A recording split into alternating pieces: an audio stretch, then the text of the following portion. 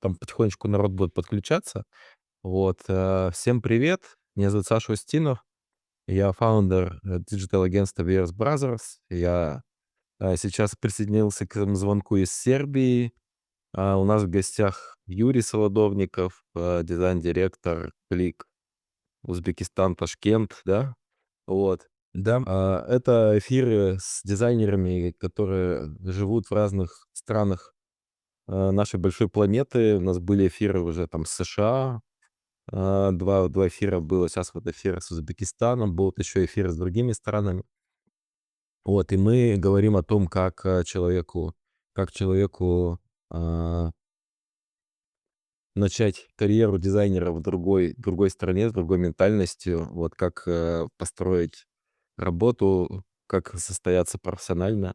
И у нас были эфиры про профессию дизайнера, а сегодня у нас интересный, необычный эфир, потому что Юрий — это вот дизайн-директор, то есть не просто дизайнер, это такой большой босс в мире дизайна. Вот, и будет сегодня интересно очень про это пообщаться, вот, потому что совершенно другой уровень задач. Вот, поэтому давайте начнем. Юр, расскажи, пожалуйста, о себе, чтобы люди немножко тебя поняли, вот такой какой у тебя бэкграунд. да. Спасибо, Саш. Спасибо, что пригласил. Ам, Очень здорово в твоем подкасте побывать, потому что предыдущий смотрел, было интересно. А, Спасибо. В дизайне я года с 98-го, наверное, если так припомнить. То есть это было еще 10-й, наверное, класс школы, когда я начал заниматься дизайном. То есть я занимался графическим дизайном, я занимался вебом, ну, вообще всем. В то время все, наверное, примерно так и начинали. То есть не было каких-то специализаций, делали разные штуки. Вот, и, ну, порядка 20 лет, наверное, даже, может быть, больше, я был действующим дизайнером, то есть я прям рисовал много чего. Если коротко, мой профессиональный путь начался с московской компании «Мистерия звука». Это еще 2001 год. Да, 2001 год, когда я переехал в Москву из провинциального города Бузулук Оренбургской области. Круто. И это самое первое мое место работы в Москве, где был вообще «Мистерия звука». На тот момент это был такой крупнейший на самом деле и паблишинг, и продюсерский центр. Ну, продюсерский центр, возможно, менее крупный, но вот паблишинг и вообще все, что было связано с производством аудиокассет и дисков, «Мистерия звука» — это был вообще номер один. Вот. Мало кто, может быть, из сегодняшних дизайнеров и ребят, которые там подключатся и посмотрят, помнят, потому что, ну, это уже было очень давно. Вот. Но это был период, когда даже еще не было такого понятия, как пиратская запись, да, то есть не было даже законодательного базиса, да, то есть и он только появлялся вот ну, в начале 2000-х. Мгм. И что я делал? Значит, я работал в продюсерском центре, занимался созданием дизайна для разных наших звезд шоу-бизнеса на тот момент. То есть у нас были на самом пике популярности Земфира, там Мумитроль, Король и Шут, смысловые галлюцинации, куча еще другой вот этой музыки. Ну, вот помните, если наше радио, собственно, Да-да-да-да-да-да-да. была самая модная тема, когда, да-да-да. Вот. И я делал много разных обложек для дисков. Я когда-то посчитал, их было что-то 200 штук, кажется. Но Мгм. потому что в рабочее время я сделал официальные заказы свои, да, то есть там это как раз вот обложка для «Короля и Шута», «Жаль, нет ружья». Если интересно, кому можете подойти, там, в Google посмотреть, там есть моя Так это авторская. ты делаешь обложку? Да, да, да, обложку, где они там сидят в лесу, вот, группа. Им сайт делал 2 раза, то есть и вообще все вот это, все, что касалось именно официального. А вечером я делал пиратку. У меня там друг был, который тоже в этой системе как бы крутился, и мы делали разные сборники, там топ-20 чего-нибудь, с разным таким дизайном, который привлекает внимание, да. Он не всегда был хорошим, то есть каким-то эстетичным, а просто таким, знаете, ярким, где, ну, чтобы люди просто покупали. Вот, если, может быть, сейчас тенденция изменилась, но тогда самым покупаемым всегда было, если на обложке была, ну, такая женщина с красивыми формами. Вот. Поэтому таких сборников было относительно много, где были красивые девушки на Вообще это обложке. сейчас называется объективизация. Да, сейчас это называется объективизация или еще как-то, да, но тогда не знали ничего по поводу этого. Ну, оно сейчас так называется, но, наверное, все равно, если как бы как-то вот какая-то реклама содержит элемент, вот, она все равно привлекает. Ну, я, конечно же, боролся с объективизацией, делал кучу разных там трехмерных разных историй, да, но все равно продавалось почему-то лучше всякие сборники красивых. Да-да-да, да. Вот. И я помню, у меня был такой интересный момент. Короче, я что то проработал порядка 14 часов, что ли, за компом. Тогда были такие, это причем у меня был хороший монитор Lattier, такой синий, классный, с таким вот козырьком, который от блика Мгм. там и всем. И я помню, что я встаю вечером, короче, у меня прямо глаза, как будто я на сварку насмотрелся. То есть мне потом сказали, что я, типа, сжег слизистую, типа, там Кошмар. настройки были какие-то яркие слишком, ну, или просто долго сидел. Вот, и я тогда такой задумался, думаю, блин, всех денег, как говорится, не заработаешь, да, потому что мне платили же отдельно еще за то, что я Да-да-да. делал. Вот, и, короче, этим я занимался порядка 5 лет. Потом у меня там появился такой небольшой уже отдел, в котором, мы там уже появились дизайнеры, 2 дизайнера, верстальщик, еще у меня был мой друг, который со мной вместе приехал. Он как раз была такая профессия веб-мастер в тот Мгм, период. мгм. Это человек, который, ну, типа, он знал, примерно все, там, начиная от программирования, заканчивая дизайном и администрированием сервера. Вот, и он как раз занимался вопросами там, публикации всего, да, то есть сайтами и так далее. Я проработал там порядка. Саша, вообще, насколько это интересно вот рассказывать настолько подробно? Я Ну там смотри, смотри, как, первую часть, да.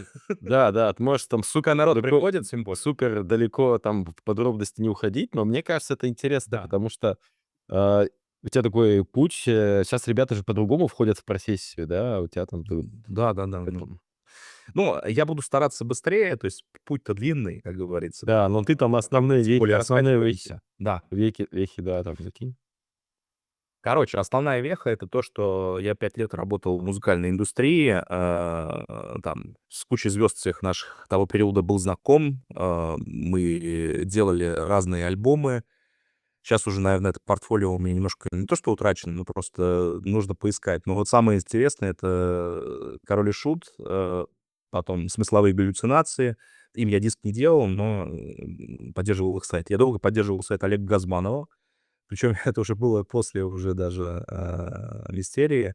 Ну, потому что, когда ты, долго в этом работаешь, да, у тебя сохраняется такая вот, аура того, что ты как раз занимаешься, исключительно музыкантами, и к тебе люди приходят вот по Конечно, рекомендации. тебя Я думаю, нет у тебя сейчас же просто, ну, позиционирование, да.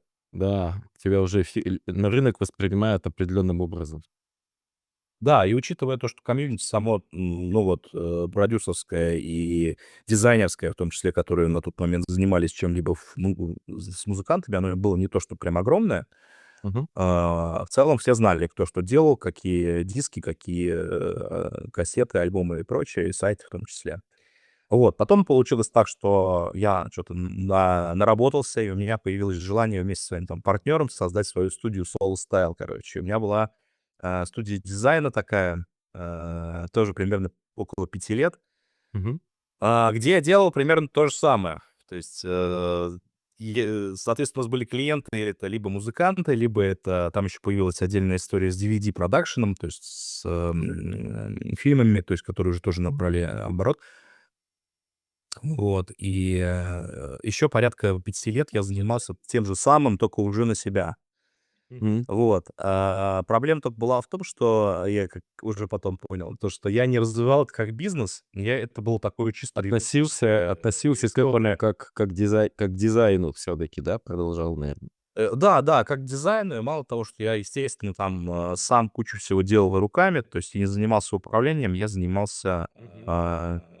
фактически, работой. То есть это ремесленничество, это фактически просто, ну, то есть бизнесом это назвать было нельзя. Мгм. Мгм. Вот, и, кстати, интересный момент, что когда, 2008 год пришел, как говорится, и Здесь. начался кризис. Да, вот в тот момент как раз все поняли, что и я понял особенно, да, то, что все мои клиенты, которые со мной на тот момент работали, это исключительно сарафанное радио. То есть мы не занимались какими-то прямыми продажами, то есть холодными продажами, тем более ничем этим вообще, потому что, ну, с одной стороны, был такой период, когда все само как-то к тебе липло, как говорится, Да. а с другой стороны, мы этого и не умели. То есть мы не понимали. И мало то, я даже больше скажу, что мне, наверное, нужно было как раз фокусироваться на продажах и сделать конвейер, который бы делал. А я делал все. То есть и это, конечно же, сильно, ну,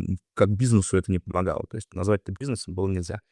И в 2008 году я, когда у нас, там уже появились не только музыкальные всякие киношные эти истории, у нас появились там какие-то девелоперы, то есть у них были какие-то проекты, стройка и прочее. И вот у них тоже все скопнулось, короче, и у нас отозвали там 5 проектов примерно Мгм. на тот момент. Просто они сказали, что, чуваки, у нас денег нет, и мы, наверное, все это делать не будем. Ну и, соответственно, как бы у меня там случился большой кассовый разрыв. Вот, мне пришлось распустить команду, она там на тот момент было человек 15, наверное. Такое было. И Ты кас какое-то время ждал или ты все-таки сразу прям вот, когда почувствовал, что кассовый разрыв идет, уволил людей? У Или меня, ты, ну, или ты, или ты проедал деньги какое-то время? я бы не сказал, что на тот момент у меня было что проедать, потому что мы, условно говоря, жили там от аванса до завершения. И как бы, Да. да, в дизайне, если говорить про дизайн, то это все дико растягивается. Прогноза по Да. тому, когда завершится что-либо, это вообще практически, можно там сказать, пальцем в небо ткнуть, если ты не управляешь процессом. Вот. И у меня сложился кассовый разрыв, то есть не все сотрудники были штатными, да, то есть те, кто были просто Мгм. там наемными, и я им сдельно платил, то есть я им сразу об этом сказал, а штатные, ну, они там досидели где-то еще месяц, наверное, в офисе, и мы все дело закрыли. И у меня, да, и у меня сложился, конечно, такой тоже вот этот кризис. И вообще, наверное, хочу сказать то, что любые кризисные истории, они, несмотря на свою стрессовую часть, да, то есть они как бы очень сильно людей закаляют. Вот. И у меня там дочь родилась, короче, мне нужно было Все машину вместе, все покупать. вместе Да, и получилось. все вместе, короче, произошло. Да, и я понял, то, что я не умею продавать, да, и я решил Мгм. пойти в найм опять. Мгм. Вот, и я пошел на тот момент, в компанию ADV Web Engineering к Лёше Пресианову. Тоже, кстати, классно получилось, то, что мы с ним, списались, и он говорит: "Приходи, пообщаемся". Вот, и я общался именно с ним сразу, мы поговорили. Он сказал: "У тебя интересный, конечно, опыт. Ну вот, а кем бы ты хотел быть?" У нас, Мгм. говорит, есть позиция, быть, продуктом, ну, как там, проджектом, короче, в студии, и либо селзом. Я говорю: "Блин, ну, проджектом, то есть я и так, работаю, да, то есть помимо дизайна еще и руковожу проектами и в дизайне, и там в создании уже разработки сайтов. Мгм. Вот, я хочу быть селзом, Мгм. хочу у тебя работать селзом". И я пошел, просто обычным селзом, то есть, продавал, услуги порядка 10 месяцев, наверное, это было. Я там проработал меньше года чуть-чуть. Вот, но, прикол в чем? То, что, я-то думал на тот момент, что это я там, типа, маленькая студия с, непостроенными продажами, как бы, и как у меня такие проблемы. А проблемы были у всех. Да. И проблемы у перса были гораздо покруче, чем мои, потому что у него было 60 человек, в студии, Это вообще и жесть. ключевым клиентом был Panasonic на тот момент, а Мгм. Panasonic, он просто рекламные бюджеты урезал там Мгм. на 60%, и они просто оказались, ну, в такой, скажем так, единственное, что помогало, то, что АДВ, ну, как студия Лебедева, как там Аксис и кто там был на Мгм. тот момент, вот, они все были в топ-3 рейтинга Тайплайн, да, то есть это как бы имя, они, ну, на них играло. Плюс еще наработанные какие-то уже контакты. Но, и, в общем, мы занимались, я с Андрюхой Тереховым работал, он был моим руководителем тогда. И, короче, мы начали продавать, да, то есть по теплым каким-то звонкам, да, по Да. холодным в том числе, то есть где-то участвовать в тендерах. Часто мы участвовали в тендерах со студией Лебедева, вот. И там как бы тоже интересные были истории, как там кто по цене падал. Вот. И, в общем, я понял то, что независимо от масштаба, на тот момент я понял, да, то, что независимо от масштаба, если у тебя классическая студия дизайна, а не что-то с подушкой, которая тебя может подпитать в тяжелые времена, да, типа SEO, там SEO-оптимизация, плюс как бы в ВДВ был очень небольшой отдел, но, по крайней мере, он как бы стабильно все равно приносил Мгм. бабки. Вот, Постоянный когда, приток денег, блин, постоянный кэшфлоу кого-то за поддержку такую своеобразную. да, да-да, поддержка, да, поддержка, потому что это же абонентская плата, то есть она Да. это не проектная деятельность, а процессная, да, и по Да-да-да. факту, то есть клиенты платят не за, картинку, которую ты создал, там, не сайт, который ты выложил и разработал там на полную и так далее, а он платит за постепенное там какие-то повышение своих показателей, платит регулярно. Вот, поэтому, проблемы у АДВ были такие же, как у меня, просто они были чуть больше, у них был запас прочности и, имя, и там, скажем, клиентская база. Вот, но было все на самом деле то же самое. Хорошо напродавал на тот момент, там были какие-то проекты с «Лукойлом», с интернет-магазинами. Вот, и ушел оттуда на самом деле по, причине, что меня позвали в другую, такую как бы стартап-историю, похожую на АДВ, но недолго я там задержался, потому что это была тема такая очень наколеночно сделанная, там, с руководителем, который, скажем так, просто использовал своих сотрудников. Мгм, Я это все мгм. быстро просек за 1,5 месяца и ушел. И ушел. Потом, да, потом я был, работал, директором, веб-направления в группе компании «Элемент». Это, ну, тоже SEOшники, значит, не знаю, кому скажет, не скажет название. «Оптимизм» компания такая была, Рома Клевцов, достаточно неизвестные были долго, тоже они занимались, продвижением. Ну и вот у них тоже была незакрытая история с вебом. Я, соответственно, начал там тоже и продавать, и создавать эти сайты, и, тоже где-то год этим занимался. И потом меня позвали, в оргкомитет Сочи 2014. Вот, Мгм. тут это была интересная, кстати, тема, да, вызов такой. Это уже была большая история, да, это не какой-то там частный бизнес, полугосударственная тема большая. Я на тот момент понял то, что, ну, блин, это в жизни бывает только раз, да, Надо то есть хвататься. не то, что прям какие-то, да, не то, что были какие-то деньги там дичайшие, но, во-первых, это была белая зарплата, вот, что-то там, не знаю, 1100, кажется, это было. Ох, не то чтобы это было много, но это была белая зарплата. И плюс, я на тот момент, думал то, что это прям очень серьезный как бы вклад такой в ну, карьерный этап. Ну, так и И так я и до сих пор не получилось, знаю, наверное. кстати, я до сих пор не знаю, насколько это влияет вот на то, что я делаю дальше, да, потому что, ну, про Олимпиаду все помнят, и, как бы строчка в резюме, она, конечно, тоже как бы каким-то образом, наверное, играет. Но так скажем, чтобы мне когда-то сказали, что все, чувак, ты делал Олимпиаду, мы тебя берем. Я такого не помню. Наверное, это как-то там в фоне решения принимаются. Но это была интересная штука. То есть мы работали, как раз был период, у Олимпийских игр есть несколько этапов подготовки. То есть это первый, когда там, страна, получает право на ну, то есть выигрывает вот в этой вот, я уже подзабыл термины истории, когда, назначается следующая страна, где будет Мгм. проводиться Олимпийские игры. Мгм. Вот, потом, значит, соответственно, есть один сайт, потом есть это Pregames 1, Pregames 2, сайт, когда идет подготовка, и там еще появляется множество разных других, которые занимаются олимпийским образованием, занимаются там Но это же, нацпродом, но это вся же эта не история. только игра. То есть люди-то видят по телевизору только игру, а на самом деле это большая история, того, что должно быть организовано в стране, да, которая принимает олимпиаду. Да, Там есть прям много всего. не только организовано в стране, то есть там, например, есть же еще, например, помимо олимпийского, есть паралимпийских. Да, это такая же Да-да-да. серьезная история. Это вот как раз первый раз, когда я в жизни столкнулся с темой, accessibility и вообще всего, что Мгм. связано э, с людьми, вот с отдельной, с большим количеством людей, с инвалидностью. М. И плюс, как бы с теми конкретно чемпионами, которые представляют страну и другие страны на Олимпиаде, на Паралимпиаде. Вот это прям очень был серьезный опыт. У нас было много, таких, обучающих, семинаров, то есть как это все происходит. Мы там примеряли на себя, скажем так, шкуру атлета-паралимпийца, то есть в разных, на колясках там, то что, пытались вот проехать там это все. Это, конечно, серьезное такое впечатление. Вот. И, соответственно, мы делали, вот помимо, если все думают, что есть всего один сайт Олимпиады, на самом деле их на тот момент было 8. То есть это было по разным направлениям. Олимпийское образование, Паралимпиада, Маскот. э, Ну, в общем, там их много направлений. По всем ним нужно было делать сайты. То есть они не все были такими большими, как сайт Олимпиада, но они все были со своим там определенным брендингом. То есть, если помните, там вот это была тема, которую Боско разработали, вот это лоскутное одеяло с Да-да, этими эти паттерны из узоров российских народов, которые живут в России. Слушай, мне кажется, это классная была, кстати, классный брендинг был. Мне вот лично он мне очень понравился.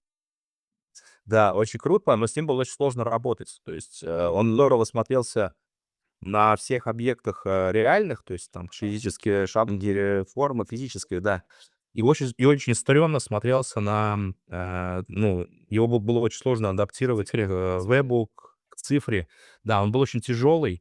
Это был 2010 год, то есть не то, что прям сильный интернет был какой-то крутой на тот момент. Мгм. Плюс мобильные устройства, типа, я помню, когда мне выдали на работе iPhone 4, не 4S даже, а iPhone 4. То есть, ну, он такой был немножко тормознутый, но на нем уже что-то там как-то работало.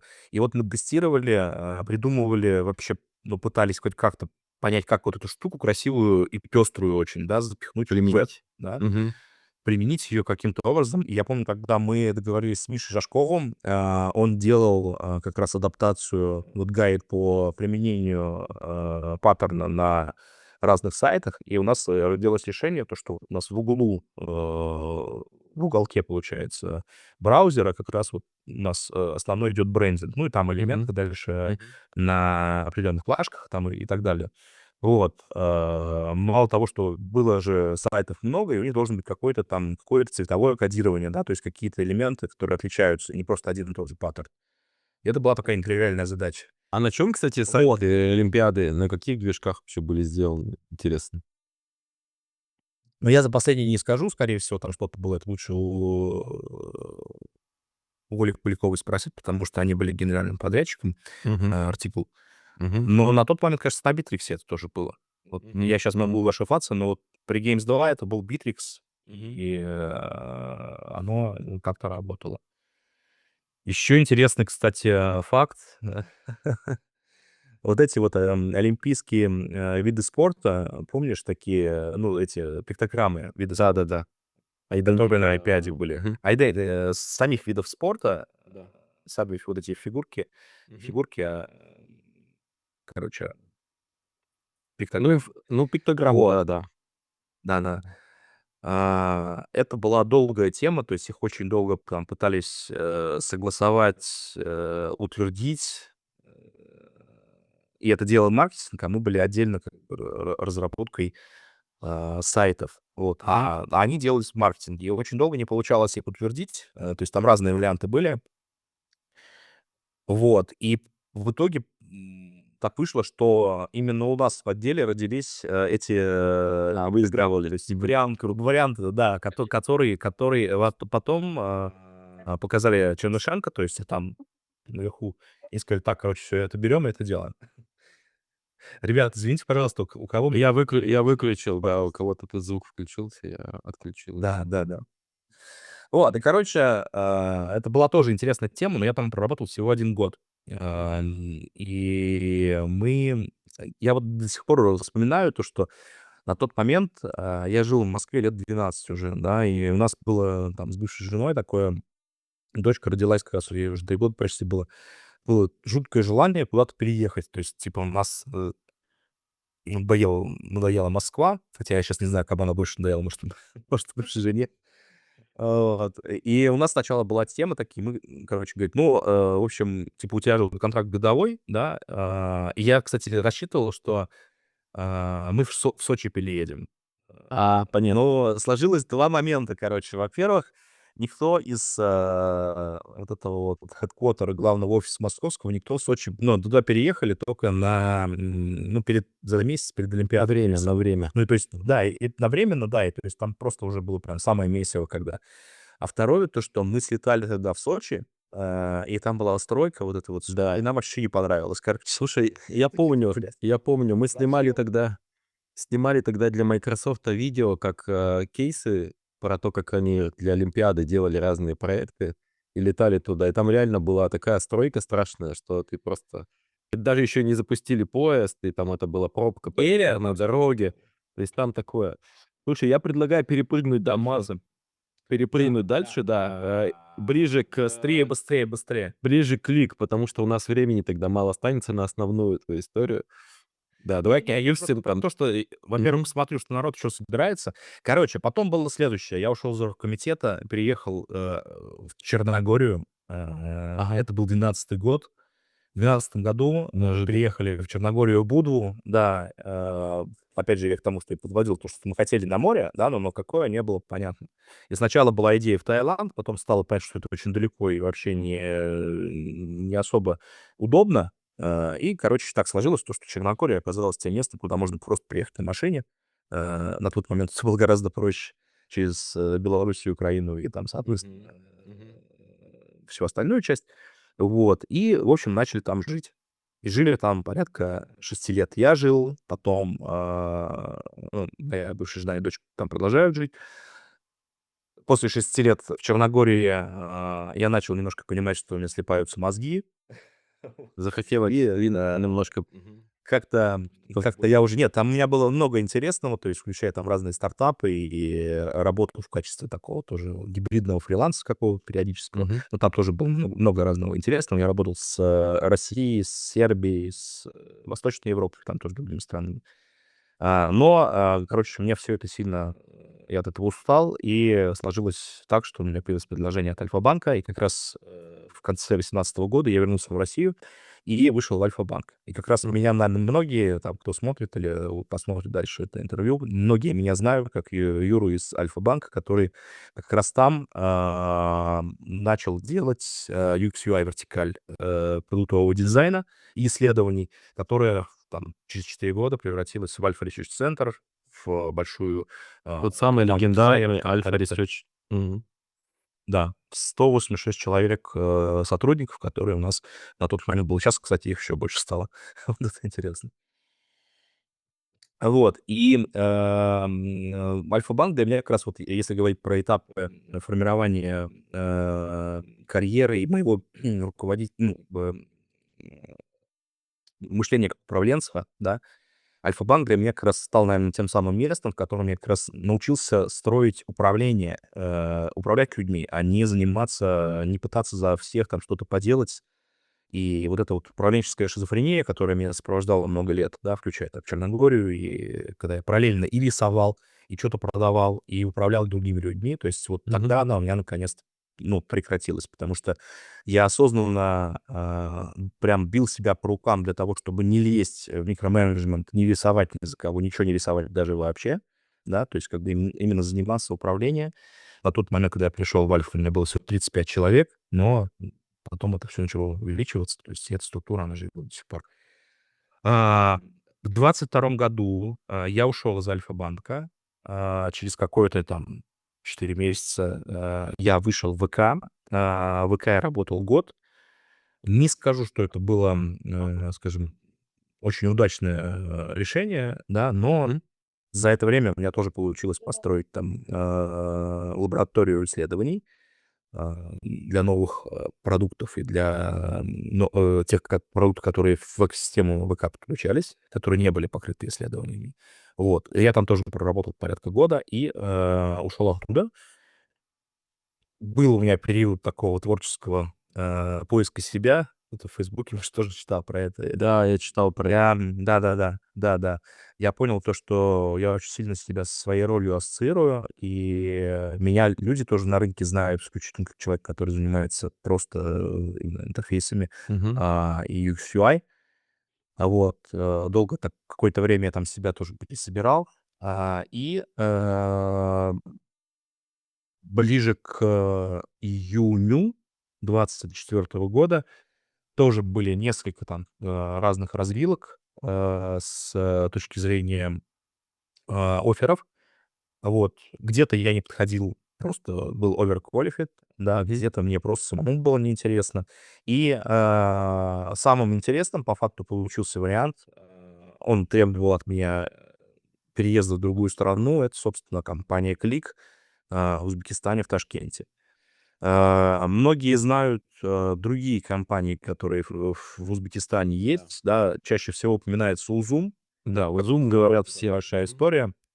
Да, но, во-первых, почему, да? Потому что это все-таки полуроссийская компания, и часть ее находится в России и в Москве.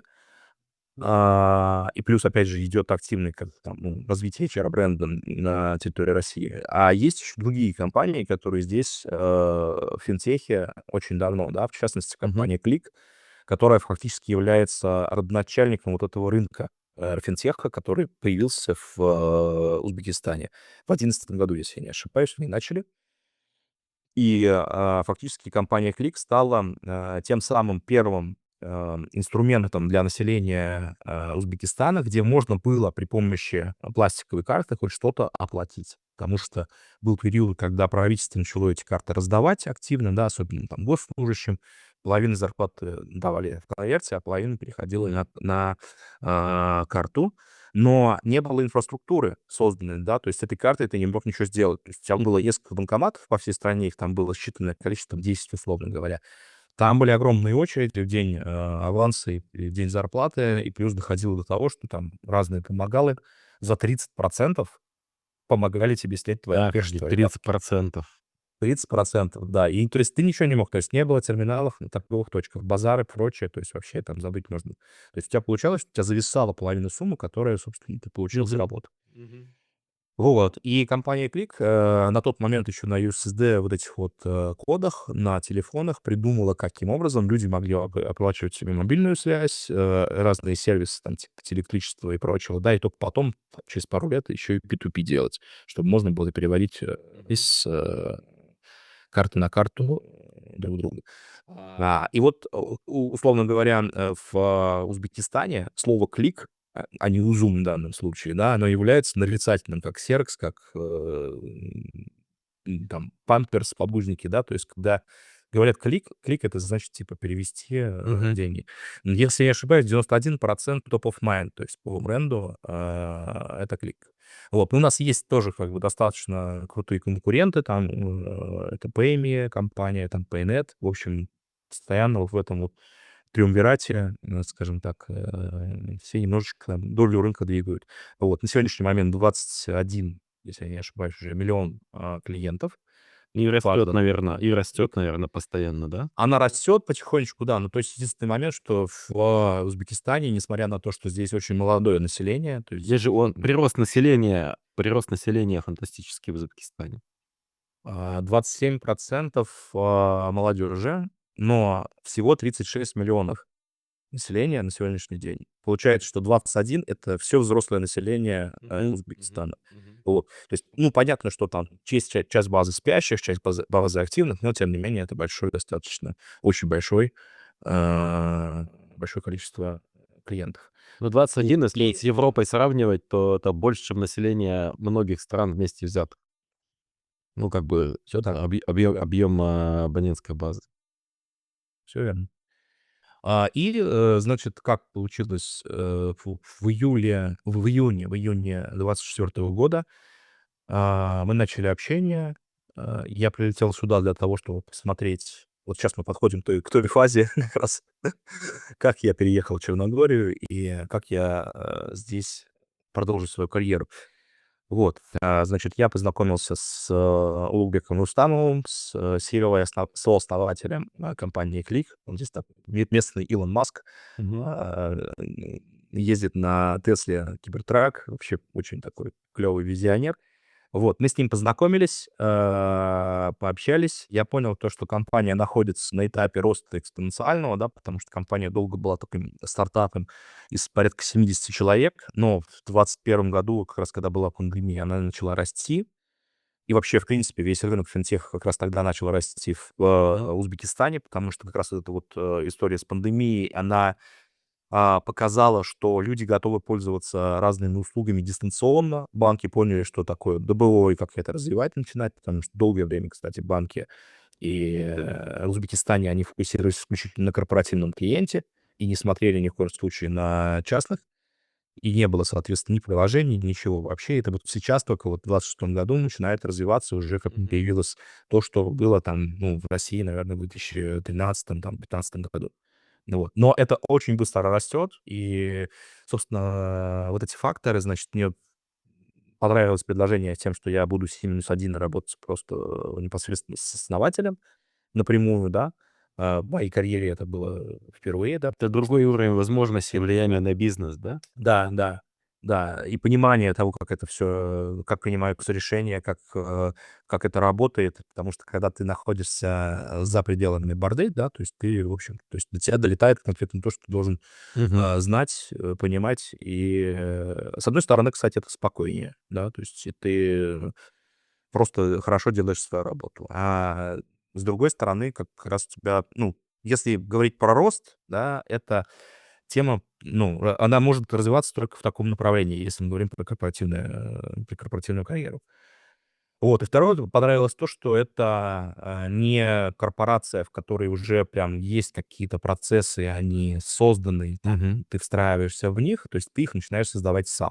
То есть вот это, кстати, для меня было похоже на период Альфа-банка в 18 конце 18 года, да, потому что там же тоже были очень серьезные изменения в топ-менеджменте, и новые курсы, стратегия. То есть, ну, у Альфа, конечно, там базис очень большой, то есть он просто немножко менялся. И вот та структура, которую мы создавали в цифровом бизнесе, мы ее делали как будто бы с нуля, да, но продуктовые команды, они понимали все равно, что такое agile, то есть как они Да-да-да. же было работать, что такое исследование, то есть это все было. То есть частично там что-то было утрачено с точки зрения discovery культуры, ну вот, но наследие Альфа-лаборатории, оно как бы вот еще того периода, оно очень сильно влияло, и как бы это было здорово.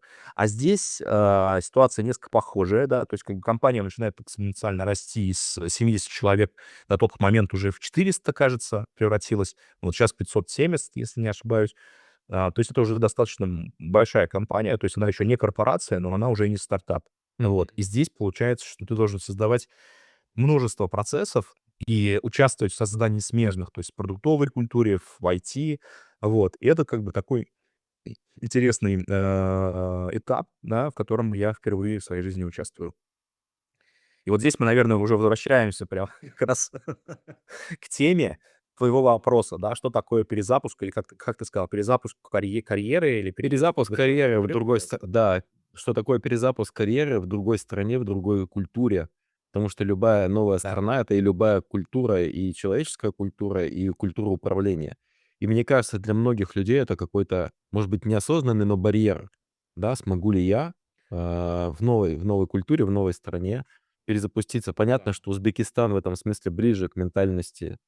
Ну, я не говорю, что похож, я говорю просто ближе, да, там, к ментальности, которая там есть в России, но все равно это, безусловно, другая страна с другой ментальностью, с другой культурой, с другим да. подходом. Тем более у тебя, мне кажется, извините, сейчас дополню, мне кажется, особенно важный этот вопрос для тех, кто хочет не руками что-то делать на новом месте, а быть именно управленцем. Что управленец — это человек, который работает с людьми, да, с процессами, с людьми. Да,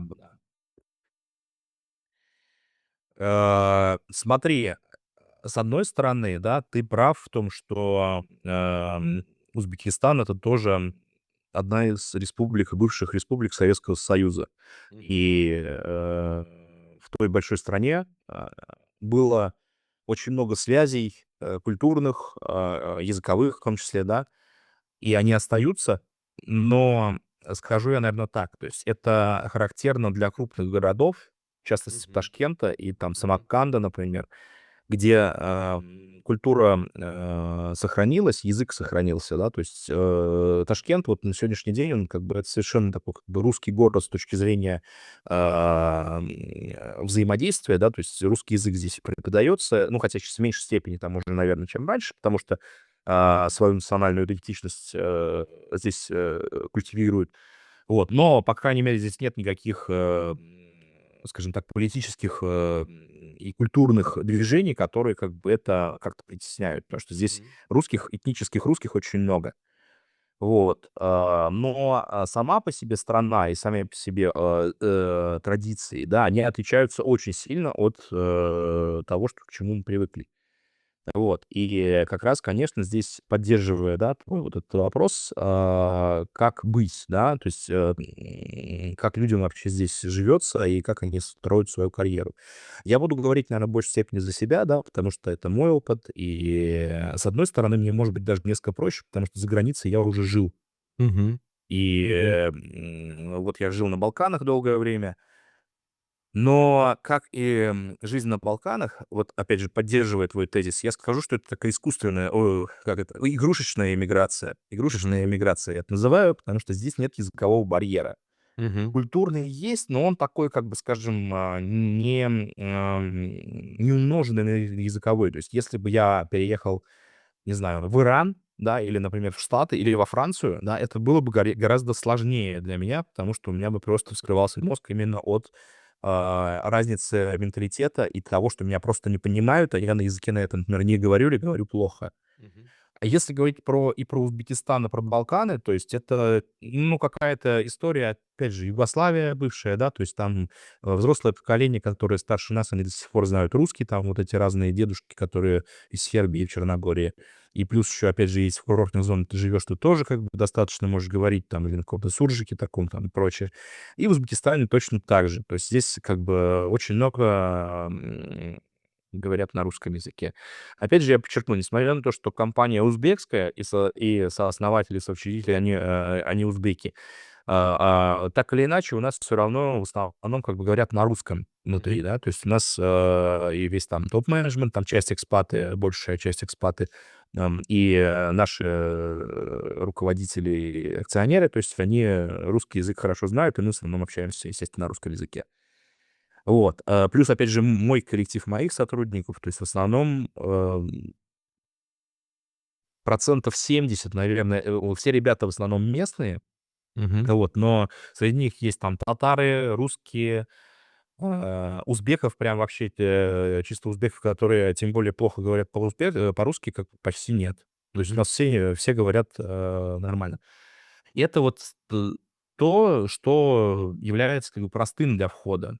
Но, есть банки местные, да, где, Мгм. гораздо более узбекская культура, и там, ну, русский язык, скажем так, может быть вторым, да, потому что в Мгм. основном будут Мгм. общаться на узбекском и на английском. Мгм. Но я в таких компаниях пока не работаю. Есть "Узум", которая чисто русская компания, как бы там Мгм. тоже, естественно, работает много местных, узбеков, но они говорят на русском языке. Есть TBC, банк, грузинский, Мгм. вот, да, грузинский банк, который тоже является там таким здесь единорогом и, активно работает с местной аудиторией. И, вот это вот основные как бы места, про которые обычно говорят, где работают экспаты, русскоязычные экспаты. Мгм. Вот, это один момент. Второй момент, то, что разница между рынком, Узбекистана, его зрелостью, так скажем, да, с точки зрения, опять же, дизайна и исследований, чем я занимаюсь в компании, она только, скажем так, начинает, понимать ценность всего этого. Зачем это вообще нужно? Потому что если говорить там про, наверное, опыт там 3-5 лет назад, то, дизайн как отдельная функция — это, просто, наверно, невозможно было представить. И мало того, не все понимали, что такое дизайн вообще, да. Мгм. Поэтому даже когда ты приезжаешь в 2004 году, ой, 24 году, разница, скажем так, твоя идеологическая даже, с тем, что ты делал в России, и с какими вопросами ты сталкиваешься здесь, она достаточно, большая. Большая. Плюс культурные особенности, если говорить про исследования, да. То есть мы начали, исследовать, местный рынок, с точки зрения UX Research, да, юзабилити тестов и прочего, и Мгм. даже интервью просто таких простых, и увидели, очень серьезную разницу культурную, да, потому что здесь, в силу как бы своей специфики и, воспитания люди никогда тебе не будут говорить прямо. То есть они тебе не скажут. То есть NPS-ные вопросы, они вообще не работают. Бесполезный. Мгм. Они бесполезны, да, потому что тебе в целом, как тебе скажут, либо чтобы тебя не обидеть, либо чтобы ты отстал. Все хорошо. Поэтому у многих NPS 99%, ребят. Ну, Вот. по-другому Но, строить, да, получается, эти вещи? да, нужно строить, интервью и вообще людей как бы аккуратно к себе располагать, потому что еще здесь очень много мошенничества разного. Люди часто они просто закрываются, потому что, типа, для них это Меня обманули. какая-то Мгм. дичь. Да, А чтобы как потому а что как, мы, в таких соответственно. условиях, вот выяснять? То есть это глубинное интервью, более глубинное интервью? Да, это глубинное интервью, когда ты говоришь не про то, как ты используешь, нет, не то, как ты используешь сервис или там какой-то интерфейс, а какую проблему ты решаешь у себя, да, Мгм. что ты делаешь для того, чтобы, там, не знаю, перевести деньги своему другу. И вот, Мгм. соответственно, как бы ты не говоришь, как ты это делаешь в этом интерфейсе, насколько тебе удобно и что там вот, какими сложностями ты сталкиваешься. А это нужно гораздо шире, просто чтобы человек начал рассказывать о своих проблемах. А Мгм. проблем у него дофига явно, да. Просто он, если с него спросить, типа, как вам удобно или неудобно, он, будет, от этого вопроса увиливать. Вот. И мы, значит, выяснили, во-первых, то, что здесь нет привычки пользоваться каким-то одним инструментом. То есть все пользуются всем. У них есть Мгм. абсолютно большинство всех ключевых приложений. Мало того, что их устанавливают на смартфон при покупке чаще всего.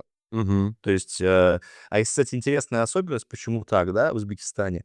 Рынок начал стремительно расти. То есть там же как бы получилось, когда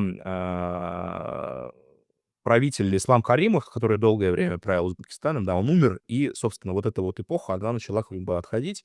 Ми Новый президент, да, меняться, да, Шавкат Мирзиёев, он сделал страну более открытой, то есть он гораздо больше разных, скажем так, послаблений дал с точки зрения, ну, вот, быта людей, да, и их возможностей, начал, как бы дружить с Западом и с другими странами. И, соответственно, начали развиваться технологии.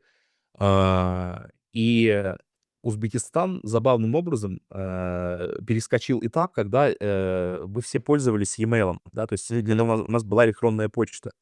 Вот, получилось так, что у людей ее чаще всего нет. То есть у них появились сразу сим-карты, мобильные телефоны, мессенджеры в виде там WhatsApp, Telegram, и Telegram — это основная здесь, основной инструмент коммуникации. И просто чаще всего, вот если ты зайдешь, в форму регистрации в Узбекистане, то для e-mail это будет не со звездочкой, это будет просто поле, которое Мгм. можно заполнять, а можно не заполнять. И это как раз, показало вот там исследование и понимание рынка, да, то, что, приложения и App Store, и там Google, ну, тоже Store, который, Google Play, да. Мгм. Google Play, да, он же завязан на email, да, а Да-да. чаще, когда У человек людей покупает e-mail. смартфон, у него имейла нет. То есть, и, ну, Мгм. как бы мальчик, которому платится там $10 платишь, и он, типа, тебе, со своего аккаунта, короче, устанавливает кучу всяких приложений, которые у тебя есть. Вот, соответственно, все пользуются всем. Они смотрят, где, больше, там, меньше комиссия, больше лимит, то они используют. Для того, чтобы быть приверженцем какого-то одного сервиса, да, это просто невозможно, особенно в регионах. А в регионах еще интернет плохой, например. Мгм. Поэтому там, очень как бы сложно Ну, вообще это такой этап взаимодействовать. как ты думаешь, Юра, это такой этап становления рынка, что пока еще все пользуются всем, и все щупают, в том числе и компании щупают, как найти своих клиентов? Или это вообще, в принципе, культурная особенность и будет всегда так? Я думаю, что это, в первую очередь, этап становления рынка. Но если посмотреть на российский рынок, да, то есть, вот очень долгое время банки, они грезили идеей, то есть основной банк, да. Основной Мгм. банк чаще всего — это зарплатный банк. Но при этом, всё равно, то есть у тебя там, как бы вот опять же, это период там 19, 20, 21 года, когда мы пытались понять вообще, как люди используют. А обычно используют 3 каких-то приложения основных. Здесь, поскольку рынок только, формируется, да, то есть люди смотрят, у кого больше лимита и у кого бесплатно, да. То есть там, Мгм. например, у Zoom выпустили свою карту, и у них внутри экосистемы всё бесплатно, и Мгм. лимиты большие. Мгм. TBC выпустили карту своего банка с, 100 миллионов там сумм, в месяц. Это большой лимит, им тоже пользуются. Мгм. Вот, клик при этом, что самое интересное, да, то есть стоимость транзакции 1%. Это достаточно много. То есть, Мгм. когда-то было еще выше, там 3%, но потом вот рынок стал меняться, то есть у кого-то появились уже бесплатные лимиты и прочее. Вот, и, соответственно, кликом пользуются потому что много, агрегировано внутри, да. То есть мы же Zuperap, у нас там есть возможность оплаты всех, там своих коммунальных счетов и покупка страховок на машину, и куча всего остального, да. То есть пускай это меньшая степень, ну, чем пользуются, клиенты, но основная часть — это, конечно, транзакционный бизнес. Вот. Но, условно говоря, если у тебя не сработала карта какого-то банка, ты всегда или там нет терминала, ты всегда можешь сделать клик, да, Мгм. Мгм. просто перевести по номеру карты. Мгм. И поэтому как бы даже этот 1% он в любом случае, а, не является основным с точки зрения принятия решений. Вот. Но пользуются, опять же, подчеркиваю, пока всем, что, лимит здесь остался, попользовались премиумом. Вот здесь вот в клике остался, ты купил премиум подписку, попользовался этим. То есть у них это вот постоянное переключение идет. Вот, я немножко ушел от темы с точки зрения того, как, да, то есть, что такое перезапуск, там, или старт карьеры. Я бы сказал то, что, я не то чтобы карьеру с нуля начал, да, я просто продолжил ее в другой стране, скажем так, с тем, багажом знаний, который у меня был, но в новых обстоятельствах. Вот в этой новой культурной, среде, другом ритме, да, то есть это все, наверное, кто в Узбекистане работают, скажут, что это несколько медленнее происходит, да, потому что, ну, приходим, говорим, так, мы там такие вещи делали за квартал, да, здесь там чуть подольше, там до полугода, но, скажем так, это нужно принять как данность, потому что, пока это работает, вот таким вот образом. Мгм. Вот. И часто тебе приходится больше не показывать, какой ты крутой, да, то есть какие у тебя там заслуги, какое это ты сделал что-то где-то, а правильно объяснить и создать ценность для тех условий, в которых ты применяешь свои знания, для своих коллег, для своих акционеров и руководства. Казалось бы, иногда вроде очевидные вещи, но тебе приходится это объяснять и доносить так, чтобы это было, не просто понятно, а чтобы люди поверили, что вот именно такие штуки нужно делать, что вот такой риск можно принять, а вот такой вот нет. Мгм. И, скажем так, плюс, ну, не знаю, с точки зрения дизайна, наверное, да, я очень много говорю сейчас не про дизайн, но, тем не менее, например, там ценность дизайн-системы, да, то есть она как бы была не очевидна, почему на нее нужно было там тратить время и так далее. Но когда мы показали, что, например, создаем макеты, у нас там темная и светлая тема, естественно, ты в приложении, темная — это премиум, там со всякими Мгм. штуками, за которые деньги платят даже. Но что, условно говоря, делалось неделю или там сколько-то ручками, да, и, в один клик, условно, в один тап, в фигме, то есть когда ты там, у тебя сделан плагин, который тебе позволяет все перекрасить сразу в темный, да, на компонентах, это как бы вау-эффект. То есть когда ты это сделал и показал, как быстро это делается, и что у тебя time to market, сократился там в твоей части дизайна как бы в 5 раз, вот Мгм. тогда уже становится понятно, что вот, да, наконец-то мы поняли, какая это классная штука. Ну, то есть, как бы объяснить, что это нужно делать, вообще бесполезно. То есть ты как бы под своим, скажем так, своим терпением доказываешь, что, вот эта штука работает. И так вообще, Мгм. со всеми, процессами и инструментами, которые здесь создаются. Но это, как бы в узбекской культуре, наработка авторитета — это очень значимая вещь. То есть ее нарабатывается не быстро, да, не быстро. Слушай, скажи, пожалуйста, вот у тебя сейчас Да. получается, ты совмещаешь работу, у тебя есть задачи, которые касаются UX, research и касаются коммуникативного дизайна. Почему это совмещено в одном человеке, и для тебя это было просто отвечать за все? Естественно, то есть видишь ли ты в этом, ну, преимущество какое-то? Вот. Или все-таки Ага. это как бы при этом, не знаю, тяжелее, чем просто отвечать за одно направление? И почему это хорошо, если это Да, да. У меня уже, скажем так, опыт объединения разных веток, влияющих на пользовательский опыт, он идет у меня еще начиная с Альфа-банка, да. То есть мы в Альфа-банке объединили как бы интерфейсный дизайн и, продуктовые исследования, да, Мгм. которые как бы иногда бывают не рядом. То есть иногда они оказываются в стратегии, там, в маркетинге, где-то еще. Но, я это делал осознанно, да, потому что как бы такая связка, она гораздо, а, ну, она больше усиливает сам продукт и, горизонтальные связи между дизайнерами и исследователями, да. Потому Мгм. что не всегда продуктовые дизайнеры опираются на исследования, да, и не всегда исследователи могут, правильно донести точку зрения, и там своими методами, да, но когда они работают в синергии с дизайнерами, это получается гораздо эффективнее. Вот. А в данной ситуации у меня еще получилось ко всему, да, то есть у меня полностью получается весь контур, дизайна, у меня отдельный департамент, где есть весь дизайн, включая коммуникационный.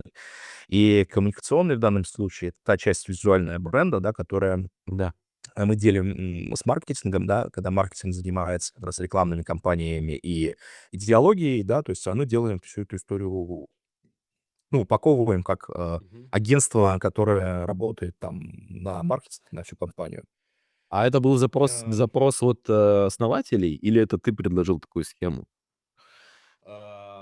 Это было, вот, кстати, здесь был вин-вин, потому что, когда я приходил, коммуникационный дизайн уже был отделен от маркетинга. То есть он как-то Мгм. исторически так сложилось, то, Мгм. что это было отдельной веткой, да, и арт-директор, который здесь работал, он, уехал в Россию, то есть и, получилось то, что тут вообще было так, что продуктовых исследований не было вообще, как сущности, да.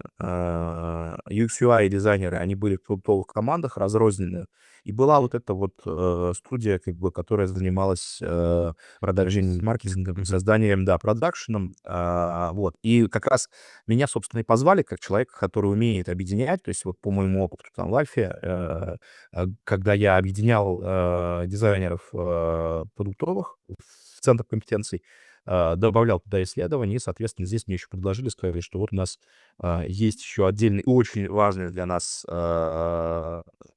отдельный отдел, да, то есть это коммуникационный дизайн. А важно это было потому, что буквально как я пришел, через месяц начался рестарт, бренда, да, то есть Мгм. этап такой ребрендинг легкий, и, было очень много работы, связанной с, кучей вот этого вот, промо-материала, то есть, и Ну, оффлайнового, раскатать это все, онлайнового и раскатать так на далее. все точки Да. коммуникации, каналы, понятно.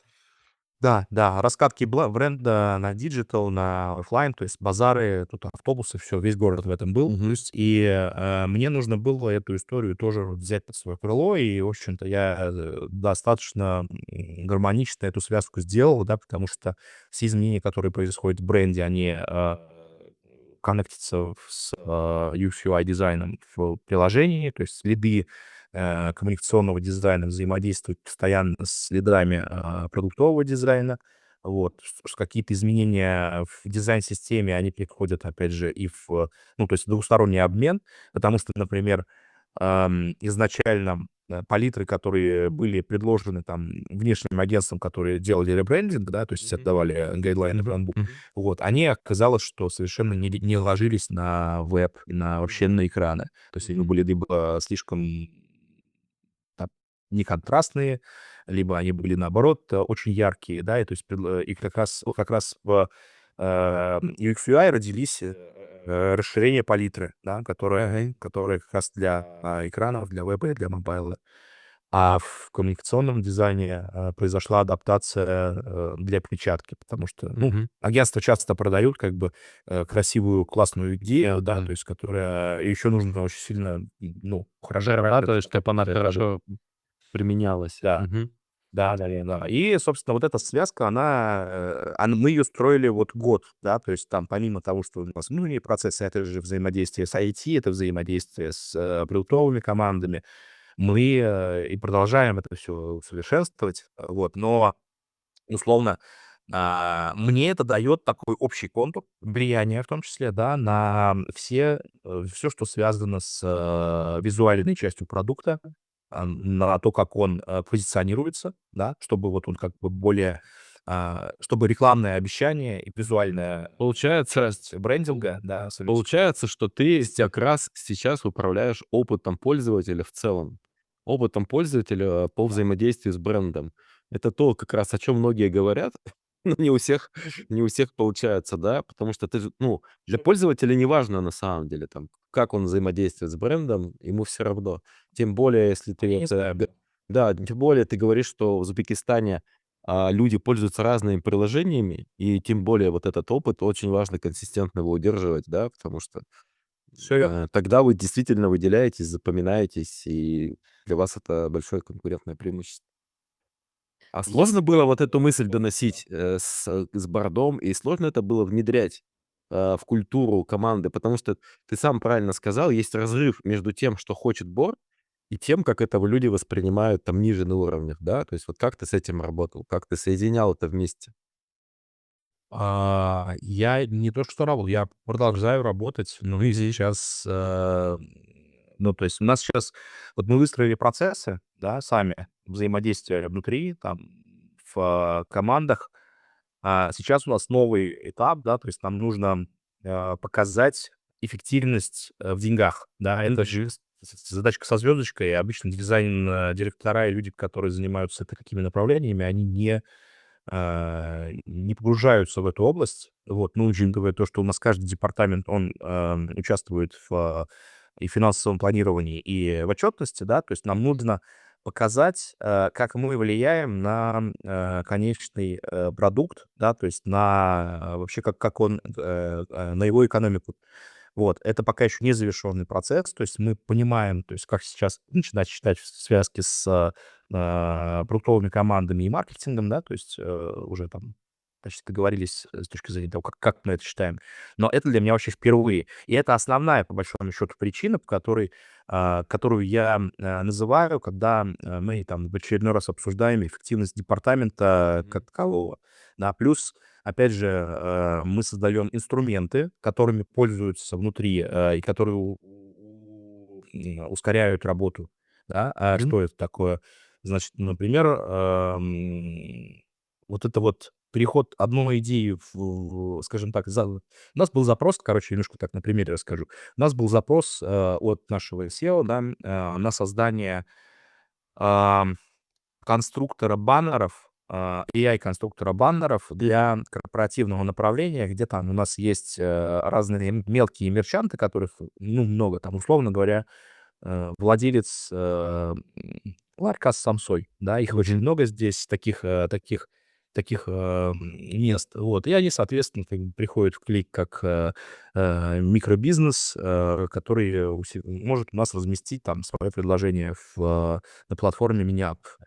Вот, а у него нет, условно, там ни логотипа, ничего. То есть и вот как бы была задача такая: давайте сделаем конструктор баннеров, в котором клиент, наш мерчант будет вписывать название там, ну и как-то просто подбирать, чтобы этот баннер, рисовался, генерировался автоматически, чтобы он видел сразу эффект от этого, да, и мог его разместить у себя там где-нибудь, Мгм. в "Ватсапе", ой, в этой, в "Телеграме", в интернете, в какой-нибудь там доске объявлений, не знаю, короче, где угодно. И там будет написано, что типа вот там самса, дяди Улугбека в клике, в клик Мгм. Суперап. Мгм. Вот. И мы сделали пилот этой штуки, покрутили, показали ее, соответственно, там дальше уже передали в разработку, самой команде. Но в этот момент мы поняли, то, что такой баннер, ой, что такой конструктор, вот он был сделан в направлении UX/UI, да, то есть, Мгм. но он очень, пригодится, коммуникационному дизайну, потому что когда они работают, взаимодействуют с маркетингом и придумывают, какую-нибудь рекламную кампанию, и вот там нужно будет, делать эти такие вижу для баннеров, в Digital SMM.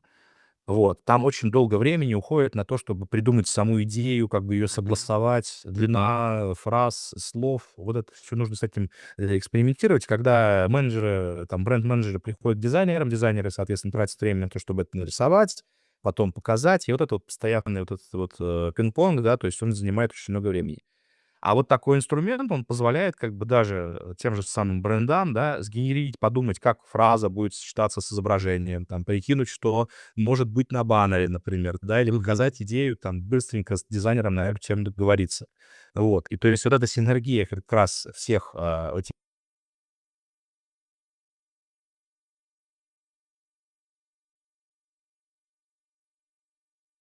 То есть вот она как раз и дает возможность ускорять некоторые процессы.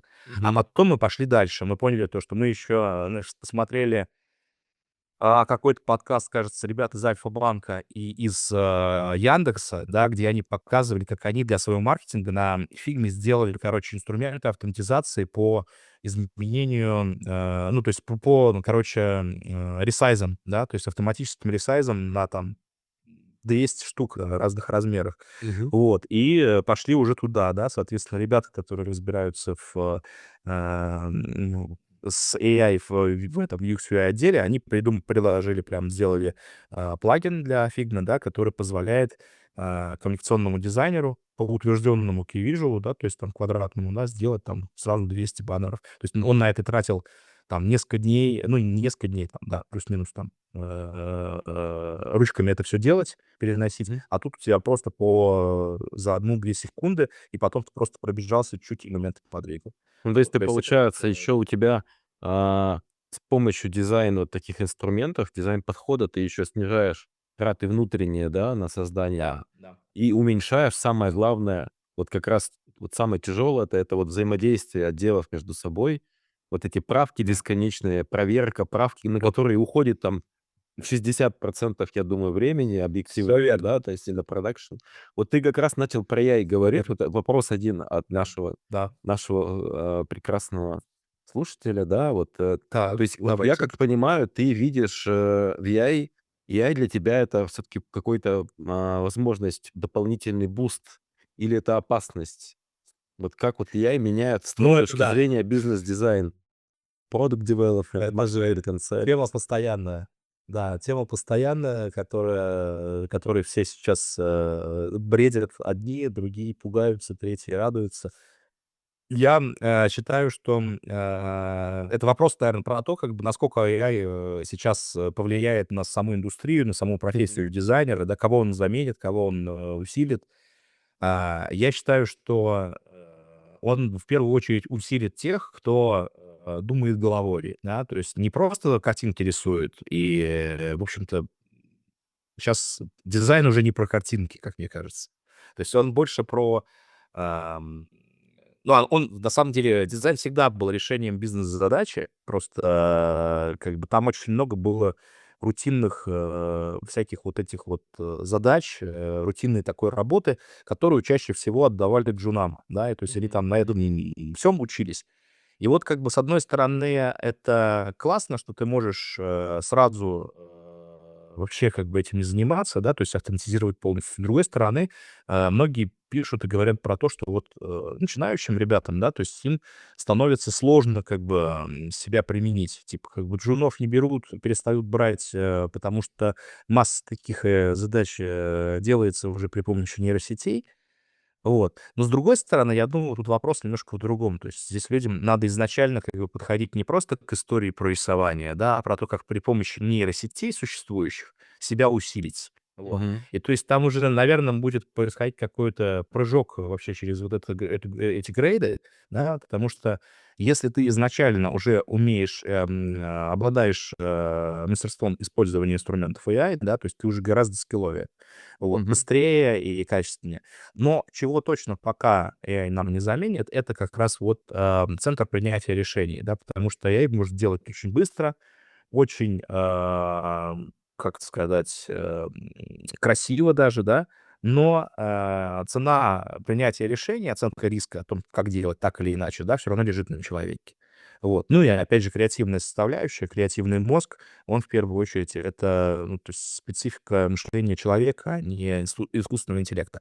Короче, это хороший буст, который позволяет делать гораздо больше за ограниченное количество времени. И мы это сами уже реально как бы на себе испытываем. Ну, то есть Мгм. как и все самые модные корпорации, которые являются Мгм. нашими там для нас, за кем мы не то что повторяем, а просто делаем, похожие инструменты. И второе, то, что снижаются, да, издержки на создание креатива. То есть они существенным образом снижаются, Мгм.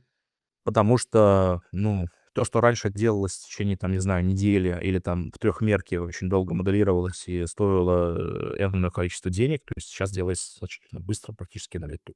И еще хотел рассказать про AI, то есть вот эта тема про коммуникационный дизайн, да. 95% всего, что мы используем в наружной рекламе, в диджитал, в SMM, да, это генеративный арт. То есть все у нас Не рисуются через ручками, то есть это не рисуется ручками, это рисуются. генерируется. Ну, генерируются, да, генерируются люди, генерируются персонажи, 3D-шка, много 3D-шек, которые тоже генерируются. Ну, нет, естественно, мы делаем еще и классическую там 3D-шку, где нужно максимально качественно и Мгм. там управлять процессом, но я думаю, что это сейчас постепенно тоже все сольется воедино. Вот, и мы не делаем вообще практически никакие заказные фотосессии, то есть мы можем там научить нейронку, а тем более сейчас, тем более появились всякие вещи, которые эволюционировали как раз за этот год. Вот, и мы за этим следим, у нас прям несколько дизайнеров занимаются регулярно, то есть повышают квалификацию. Ресерчем, в этой сфере и Да, да, Wellstamina, да.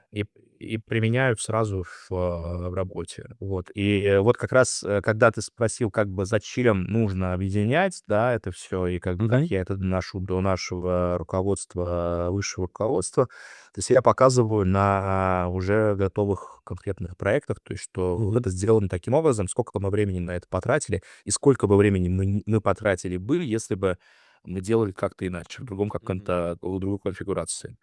Вот. Мгм. И еще, очень важный, третий момент — это то, что продуктовые исследования, они очень близко, они у нас интегрированы, ну, вот там в ключевые команды, да, и продукты, и дизайнеры, интерфейсов, то есть они очень в плотной связке работают с ребятами из исследований. Вот. И это дает как раз синергию и скорость, точнее, даже не скорость, наверное, а большей степени проработки решений на этапе discovery, чтобы, потом просто снижать, риски при, самой разработке, на которую тратятся серьезные деньги, пока еще делается это все ручками. Слушай, это вот классная история ты рассказываешь. Интересно, что это вот ты уже так об этом говоришь не как о чем-то, впереди, ну, там, предстоящем, а как о том, что уже полноценно используется. Да. Вот. А, как ты думаешь, вот, исходя вот из этого, ну, не из этого, а вообще вот про то, что ты рассказывал, а, Мгм. ты видишь вот за последние несколько лет рост профессионализма и качества, с одной стороны, людей, которые работают в диджитал-индустрии, в цифровой индустрии Узбекистана, но и в качестве самих сервисов, да, то есть вот, потому что ты вот занимаешься улучшением сервиса фактически, да, созданием нового уровня, и растишь еще людей, я так понимаю, все равно у вас идет Мгм. профессиональный рост, и другие команды, компании это делают. Вот можешь как-то в целом сказать про рынок Узбекистана, вот что ты видишь с точки зрения роста качества сервиса и качества профессионализма людей, которые в индустрии работают. А Сервис развивается на разных уровнях, включая госсервисы. Кстати, здесь, много всего. Не все делается идеально, как, ну, так не может быть. Здесь существуют такие же, похожие госуслуги на российские. То есть здесь очень много цифровизации в сервисах, связанных с, финансами.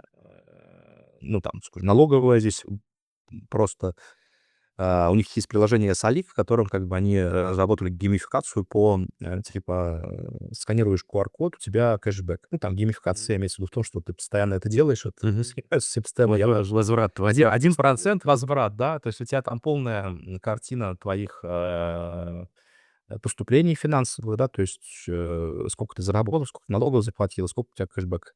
Вот, это прям вот daily use фактически история, то есть когда ты вот каждый чек сразу вот такой раз туда запихиваешь, и у тебя там какая-то сумма падает в месяц, там, не знаю, там 3,5 тысячи рублей, условно говоря, там тоже есть ограничения. Вот, в финтехе, в банкинге здесь полный рост Яндекс. Все сервисы Яндекса. Это, кстати, одно из причин, по которой я сюда переехал, мне это стало интересно, да, потому что, то есть, ты приезжаешь из Москвы, вот, и у тебя все то же самое. То есть у тебя Привычная функционал экосистема. еще. Мгм. Да. То же самое приложение, ну, там немножко другое, конечно же, на маркете тут, более бедный ассортимент, вот, но это все развивается и работает точно так же. Вторая история, то, что, такси, да, то есть здесь, особенно в Ташкенте, ну, и там в Самарканде, и во всех других городах, присутствует "Яндекс". То есть, ну, только в крупных, оплата картой, в маленьких бывает только кэш. Мгм, мгм. Вот. Но в Ташкенте это просто отличное такси. То есть здесь очень много электричек новых. Оно стоит какие-то копейки, и это прям вообще большой бонус. То есть я бы 10 раз подумал, там, не знаю, приезжая в какой-нибудь там Стамбул, да, где там до сих пор, Да, да, да, полуработающий, да, да, да. как его зовут, ещё 2 сервис, забыл. Неважно. Но неважно, да. То есть ты когда ты едешь с какими-то таксистами, там, с чуть ли не с руки его ловишь, они курят в Мгм, машине, там, вот это мгм. вот всё. То есть здесь это просто как бы даже с Москвой, сравнить, вот, это просто какая-то идеальная прям история пока еще. Я Получается, недавно общался что с Индо ага. да, Получается, с что Яндексом, да. Да-да-да. да. Параллельно говорим. Задай вопрос Да, получается, с что задержкой. ты видишь рост уровня сервиса, и на самом деле это делает страну более привлекательной, в том числе и для Очень, экспатов, очень. для тех, кто хочет, там карьеру, например, свою там развивать. Ташкент. Да, естественно, и на второй вопрос отвечу касательно уровня дизайнеров. Дизайнеров хороших здесь мало, и они достаточно дорогие. То есть вот я просто сравниваю найм, сравниваю российские зарплаты там в том числе, сравниваю местных. Вот, не всегда уровень дизайнеров, которые позиционируют себя, как синьоры, да, то есть они ими являются. Ну, то есть Мгм. они так считают, но когда ты начинаешь уже в работе с этим сталкиваться и постепенно там, занимаешься оценкой, да, то есть, по факту получается, что есть еще куда расти, то есть и продуктовое мышление развивать, и, какие-то еще скиллы, связанные, больше с, действительно, с аналитическим мышлением, с бизнес-мышлением. Потому что мы же говорим, что дизайн — это уже не про картинки. Картинку красивую Конечно, нарисовать конечно. учились все. Вы не думаете делать, школу дизайна или какие-то курсы? Ну, мы пока сами не думаем, да, потому что у Мгм, нас все-таки пока это не такое огромное направление, как, не знаю, мгм, допустим, Альфа-банки еще. Вот. Но своих дизайнеров мы развиваем, и мы стараемся брать с рынка лучших из финтеха и банкинга. А, я бы с удовольствием еще усиливал бы команды и другими дизайнерами из других стран, вот. Но единственное, здесь есть ограничения именно от Центробанка, по дистанционной работе. То есть мгм. поэтому как бы нам довольно сложно нанимать, Удаленно, да, других, людей? да, удаленно, да, и как бы таким образом тоже, как бы переопыляться, чтобы люди переопылялись. Вот. Но мы развиваем, вместе с местными своими ребятами, то есть все как бы здесь тоже привлекая, как бы, тех экспатов, которые готовы переехать. Вот. Там это я и там руководители, которые ниже меня находятся в департаменте, то есть кто, сюда либо прилетает периодически, да, либо живет здесь постоянно. Вот. Мне кажется, Это что Узбекистан и Ташкент сейчас одно возможно, самых интересных мест для развития на постсоветском пространстве, потому что рынок действительно очень растет. Очень много делают свои государства, понимают, что это важно, да, то есть, какой есть интересный рост.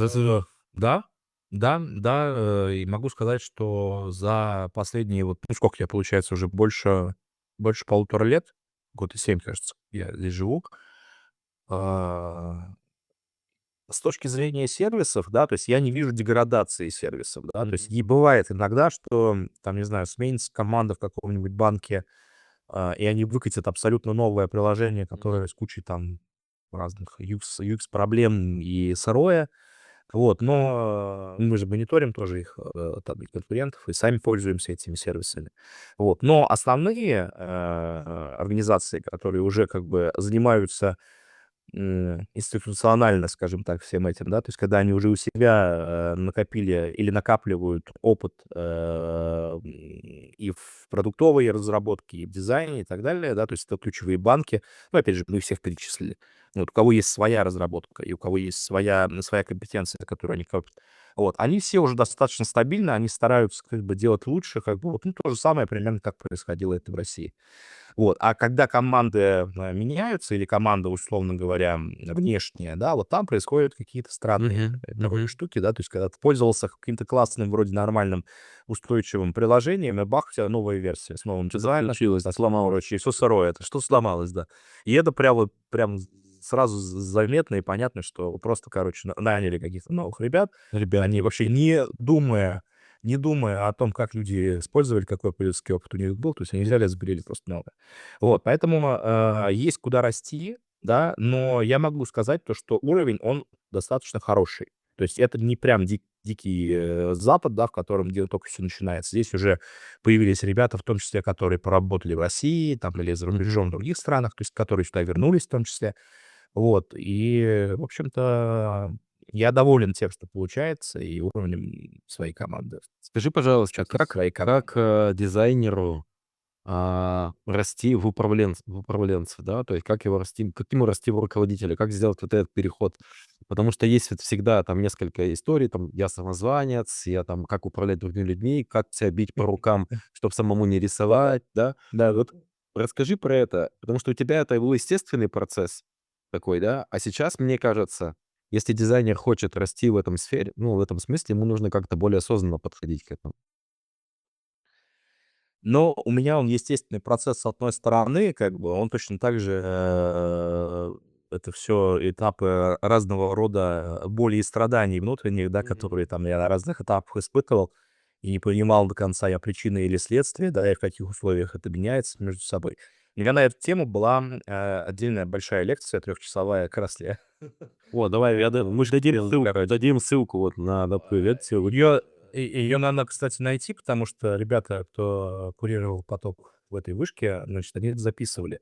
Но, я очень коротко расскажу, там просто рассказано в деталях, да, но Мгм. я коротко расскажу про основные вещи, какие, чтобы ответить на твой вопрос, и ребятам, кто слушает и потом будет, смотреть нашу запись. А, как и в любой профессии, да, в дизайне, есть рост вертикальный, есть горизонтальный.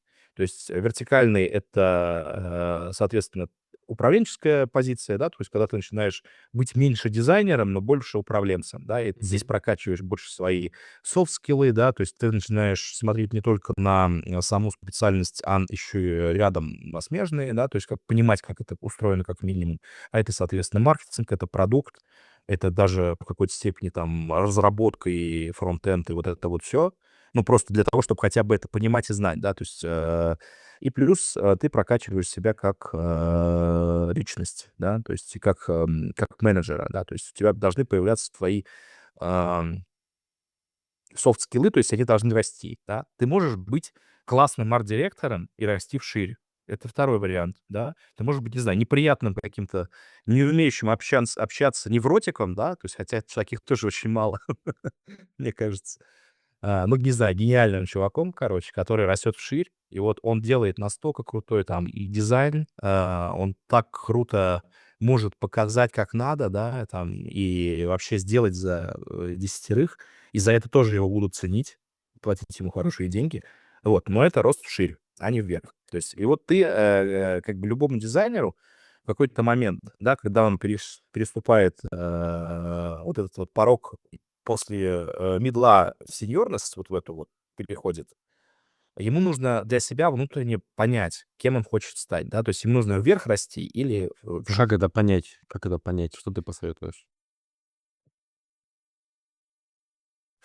Но, наверно, себе честно все-таки ответить на вопрос, то есть кем ты себя видишь через там энное количество лет. Крутым старым дизайнером, да, то есть дизайнером, который умеет, не знаю, как Джонни Эйв, например, да. Все равно я считаю, что он именно вот тот человек, который институциональный такой вот, дизайнер.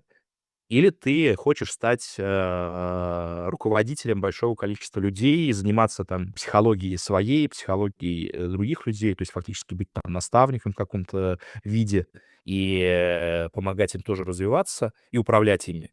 Вот, не знаю, как это понять, ответить на вопрос, кем ты хочешь быть через какое-то время. Я, например, для себя это решил так, то что я не считаю себя крутым дизайнером, да, то есть есть дизайнеры в любом этапе моей жизни, несмотря там на мои какие-то достижения, которых было достаточно много, Вот, я все равно считаю, что есть дизайнеры, которые лучше меня могут сделать работу.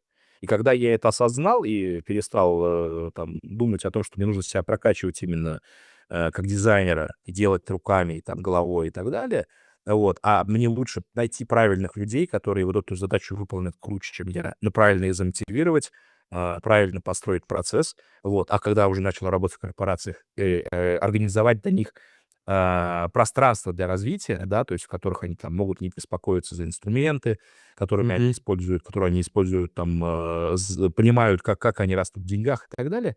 Вот. Это стало для меня как раз моим ростом, да, потому что расти горизонтально мне не очень, видимо, хотелось, и, Мгм. ну, чисто Но это по чувство результату. рычага. Это чувство рычага, когда у тебя рычаг становится больше, когда ты можешь, с помощью управленческих скиллов создать гораздо больший результат, Что-то больше, да, чем ты бы больше делал результат. сам или даже там в паре с Да, каким-то да. другим человеком. То есть это просто совершенно Или если бы я был другой тем самым подход. человеком, Да, который бы меня, соответственно, да, да. подтягивал. То есть вот это вот. Я просто, ну как, это практическая история. Я это же видел. То есть, да, или там синдром самозванца, который во мне тоже, он там в долгое время очень сильно влиял. И как у многих творческих людей, как каждый раз этот вопрос обсуждаем на любом таком эфире, у меня он тоже явным образом присутствовал. Но просто я в какой-то момент начал чуть больше понимать, что моя суперсила не в рисовании красивых картинок. То есть они у меня получаются, но есть более молодые или более талантливые, более там старшие или моего возраста ребята, которые делают это круче, быстрее и просто, может быть, даже так, как я представить себе не могу. Вот. А моя задача — это стратегическая история, да, то есть я вообще, наверное, я такой лидер переходов, то есть я Мгм. человек, который приходит в компанию, когда она меняется. Мгм. И я не операционщик, например. То есть мне очень сложно, поддерживать структуру, которая как бы и так работает хорошо, например. И делать ведь какое-то там улучшение на 0,5%, которое там как-то вот он... Да, есть люди, которым это Ты нравится. такой предприниматель от дизайна, получается, внутренний. То есть ты создаешь, Ну видишь всякие да, это возможности, создаешь, настраиваешь. А да, сколько я делаю так. а сколько у вас человек в дизайн-команде Сейчас вообще? у нас небольшая команда, у нас 32, кажется, человека или 35. Мгм, мгм. Это небольшая команда, потому что у нас, но, всегда строится, структура таким образом, чтобы она могла экспоненциально вырасти. То есть, Мгм. условно говоря, сделана структура и, процессы таким образом, чтобы они могли развиваться. Потому что из моей практики, да, там, когда в Альфа-банке у нас было 60 человек, например, бизнес рос, и, например, у нас была одна задача за квартал нанять 15 человек. То есть нам нужно было их нанять и встроить их в процессы, вот. Потому что там появилось там сколько там, 7 команд, условно говоря, или сколько это было.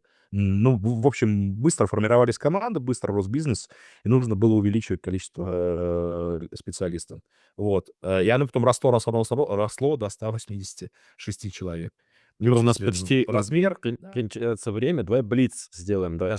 что нельзя делать человеку, который хочет, быть руководителем? Вот что он не должен делать? Самое главное, что он не должен делать, это, считать, что он самый, умный эксперт. То есть, что он самый главный человек, который знает лучше всех, и что его сотрудники, глупые или, недостаточно компетентные, или там он сделает лучше. Потому что когда ты так о себе думаешь, то ты никогда руководителем не станешь. То есть, тебе нужно, находить сильные стороны своих сотрудников, их усиливать, вот, а не стараться, показать, что ты лучше всех самый умный в комнате. Супер, отличный ответ. Дальше. Скажи, как, расти руководителю? Как вот, он может расти? То есть как прокачивать свои скиллы руководителя?